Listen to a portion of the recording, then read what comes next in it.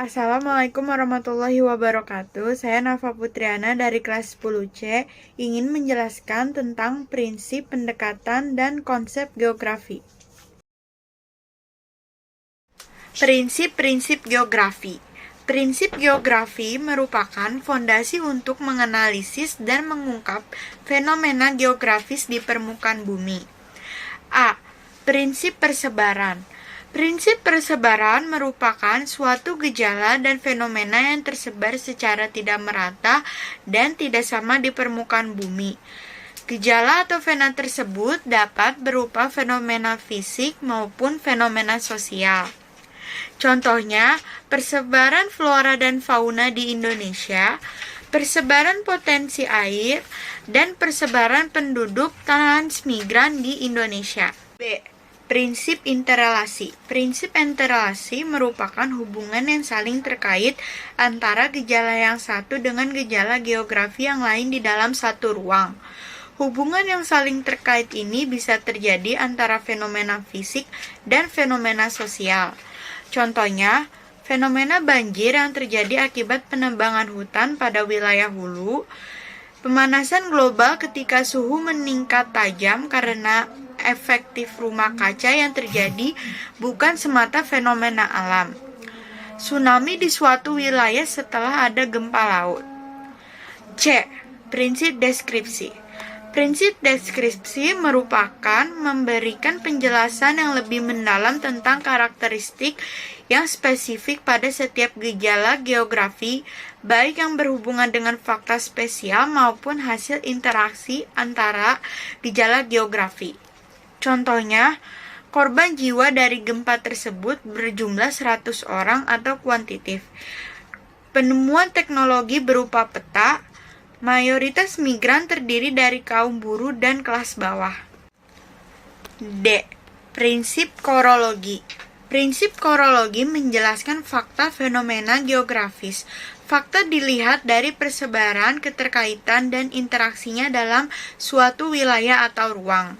Contohnya, meneliti masalah hujan harus diteliti mengenai persebaran curah hujan di Indonesia. Yang kedua, untuk mengetahui masalah suhu udara diperlukan penelitian mengenai perbedaan suhu udara pada pedesaan dan perkotaan. Pendekatan geografi. Pendekatan geografi merupakan cara pandang ilmu geografi dalam mengkaji suatu gejala atau fenomena geosfer. A. Pendekatan keruangan atau spatial approach. Pendekatan keruangan adalah cara pandang yang menekankan pada lokasi atau tempat atau ruang. Fenomena geosfer terjadi serta fenomena yang terjadi. Contohnya, banjir yang melanda DKI Jakarta menyebar ke daerah sekitarnya. Sebidang tanah berharga mahal karena tanahnya subur dan letaknya strategis. B. Pendekatan lingkungan atau ekologi atau ecological approach. Pendekatan lingkungan merupakan cara pandang yang memfokuskan pada aspek lingkungan fisik tempat fenomena geosfer terjadi. Contohnya, penyelidikan terhadap fenomena tanah longsor di suatu wilayah, penyelidikan terhadap bencana banjir ketika musim hujan tiba. C. Pendekatan kompleks wilayah atau regional complex approach. Pendekatan kompleks wilayah adalah cara pandang yang menggabungkan dua pendekatan yaitu keruangan dan ekologi dalam menjelaskan fenomena geosfer. Contohnya, setiap tahun wilayah Jakarta dan sekitarnya pasti dilanda banjir saat puncak musim hujan tiba. Interaksi wilayah desa dengan wilayah kota. Konsep geografi. Konsep geografi merupakan ilmu yang mengkaji manusia dengan lingkungannya dalam kesatuan ruang konsep. Geografi merupakan hal pokok yang menjadi kekhasan ilmu geografi yang menjelaskan berbagai fenomena geografis. A. Konsep lokasi. Konsep lokasi dalam geografi menjelaskan fenomena geosfer yang terkait dengan letak. Lokasi terbagi menjadi dua, yaitu lokasi absolut dan lokasi relatif. Lokasi absolut adalah lokasi yang tepat secara astronomis. Lokasi relatif adalah letak suatu wilayah di permukaan bumi yang sifatnya berubah-ubah karena dipengaruhi oleh wilayah di sekitarnya. Contoh lokasi absolut: letak astronomis Indonesia pada 6 derajat LU sampai 11 derajat LS dan 95 derajat BT sampai 141 BT. Letak Masjid Al-Hikmah ada di 80 LS dan 1110 BT. Contoh lokasi relatif. Yang pertama, lokasi geografi negara Indonesia yang terletak di antara Samudra Hindia dan Samudra Pasifik serta benua Asia dan benua Australia. Yang kedua, Pulau Flores terletak di Pulau Sulawesi. B. Konsep jarak. Konsep ini mengacu pada rentang dua lokasi jarak berkaitan dengan lokasi dan upaya pemenuhan kebutuhan dasar hidup. Terdapat dua pemahaman akan jarak, yaitu jarak absolut adalah jarak yang sebenarnya dan jarak relatif adalah penentuan jarak antara dua wilayah berdasarkan waktu tempuh apabila menggunakan transportasi yang berbeda. Contoh jarak absolut. Yang pertama, jarak Indonesia ke Madinah 8.460 km. Yang kedua, jarak Jakarta ke Malang 851,3 km. Contoh jarak relatif. Yang pertama, waktu tempuh dari Jakarta ke Purwokerto menggunakan bus 6 jam 10 menit. Sedangkan ketika menggunakan sepeda motor 5 jam 50 menit. Yang kedua, waktu tempuh dari Bandung ke Bogor menggunakan mobil 3 jam 18 menit. Sedangkan ketika menggunakan sepeda motor 4 jam 36 menit. C. Konsep keterjangkauan. Konsep keterjangkauan merupakan dapat atau tidaknya, mudah atau tidaknya suatu lokasi dijangkau dari lokasi lain. Contohnya, suatu daerah terisolasi karena kondisi permukaan bumi yang sulit dijangkau. Yang kedua, keterjangkauan Jakarta-Semarang bisa menggunakan pesawat, sedangkan Jakarta ke Bandung dengan kereta api.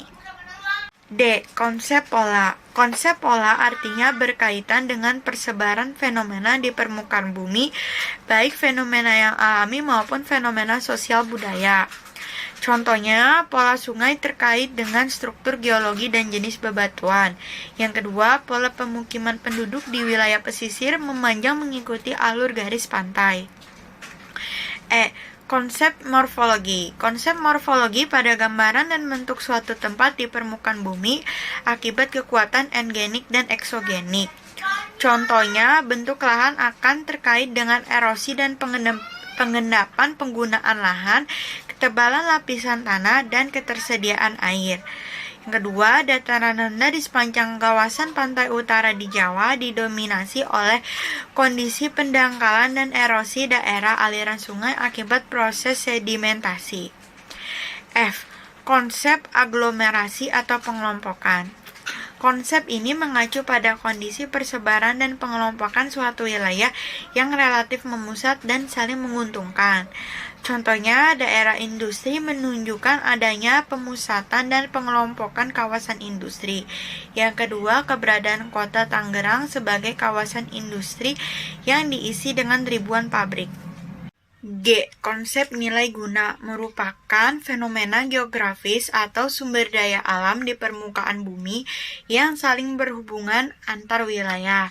Contohnya, laut memiliki nilai kegunaan yang lebih bagi nelayan dibanding petani. Hutan memiliki nilai kegunaan yang lebih bagi pencinta alam dibanding pelajar. H. Konsep interaksi atau saling ketergantungan merupakan hubungan timbal balik antara dua wilayah atau lebih yang dapat menghasilkan fenomena tampilan dan masalah baru. Contohnya, warga kota membutuhkan makanan dari desa, sedangkan warga desa membutuhkan teknologi dari kota. Yang kedua, desa menghasilkan bahan baku, sedangkan kota menghasilkan produk industri. I. Konsep diferensiasi area Konsep diferensiasi area wilayah digunakan untuk mempelajari perbedaan fenomena geografis antara suatu daerah dengan daerah lain. Contohnya, masyarakat yang tinggal di pesisir bekerja sebagai nelayan, sedangkan warga pegunungan bekerja di kebun atau di ladang. Yang kedua, perbedaan ragam bahasa Pemalang, pegunungan, dan pesisir dapat diamati dari nada dan variasi katanya. J.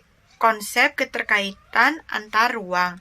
Keterkaitan antar ruang menunjukkan keterkaitan yang tersebar antara satu fenomena dan lainnya, maupun fenomena fisik dan maupun fenomena non-fisik. Contohnya, peristiwa banjir di Jakarta terjadi karena kerusakan hutan di daerah Bogor. Yang kedua, mobilitas penduduk.